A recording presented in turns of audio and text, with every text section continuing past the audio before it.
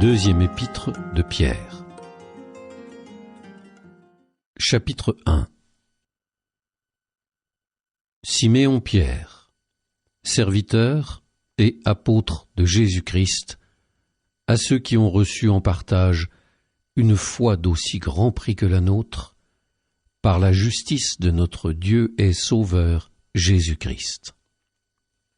Que la grâce et la paix vous soient données en abondance par la vraie connaissance de Dieu et de Jésus notre Seigneur. Sa puissance divine nous a fait don de tout ce qui permet de vivre avec piété, grâce à la vraie connaissance de celui qui nous a appelés par la gloire et la force qui lui appartiennent. De la sorte, nous sont accordés les dons promis, si précieux et si grands, pour que, par eux, vous deveniez participants de la nature divine et que vous échappiez à la dégradation produite dans le monde par la convoitise.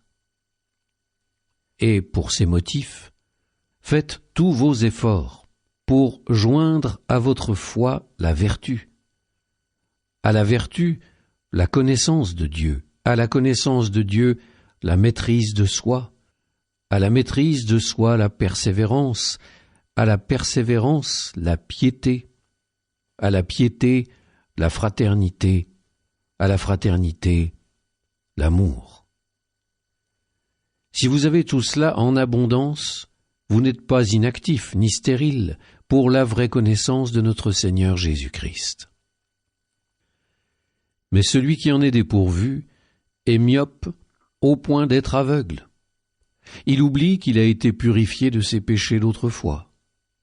C'est pourquoi, frères, redoublez d'efforts pour confirmer l'appel et le choix dont vous avez bénéficié. En agissant de la sorte, vous ne risquez pas de tomber. C'est ainsi que vous sera généreusement accordée l'entrée dans le royaume éternel de notre Seigneur et Sauveur, Jésus-Christ. Voilà pourquoi je tiendrai toujours à vous remettre cela en mémoire, bien que vous le sachiez, et que vous soyez affermis dans la vérité qui est déjà là. Et il me paraît juste, tant que je suis ici-bas, de vous tenir éveillés par ces rappels, car je sais que bientôt je partirai d'ici-bas, comme notre Seigneur Jésus-Christ me l'a fait savoir. Mais je redoublerai d'efforts pour qu'après mon départ, vous puissiez en toute occasion faire mémoire de cela. En effet, ce n'est pas en ayant recours à des récits imaginaires, sophistiqués, que nous vous avons fait connaître la puissance et la venue de notre Seigneur Jésus-Christ, mais c'est pour avoir été les témoins oculaires de sa grandeur.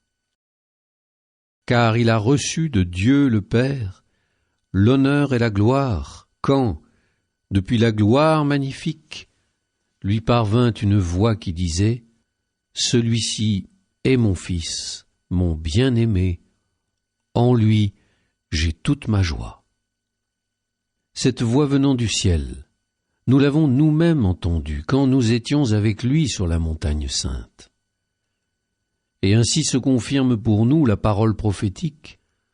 Vous faites bien de fixer votre attention sur elle, comme sur une lampe brillant dans un lieu obscur, jusqu'à ce que paraisse le jour et que l'étoile du matin se lève dans vos cœurs. Car vous savez cette chose primordiale. Pour aucune prophétie de l'Écriture, il ne peut y avoir d'interprétation individuelle, puisque ce n'est jamais par la volonté d'un homme qu'un message prophétique a été porté. C'est porté par l'Esprit Saint que des hommes ont parlé de la part de Dieu.